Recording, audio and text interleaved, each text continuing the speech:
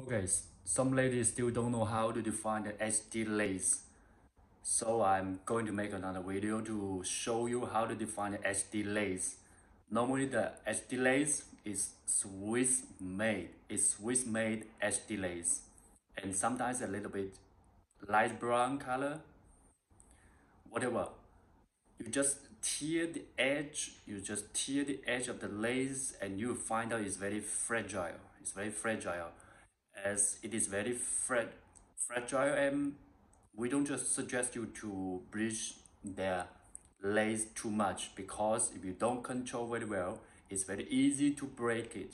So you see now, I'm going to tear the HD lace to show you. So when you receive the HD lace from other vendors, you just test it like the way I show you. Then you will see if it is good or not, if it is real or fake. This video is just to talk about the HD lace, and always remember, the most important thing is the hair material. Okay, let's see the HD lace. Tear the edge of the HD lace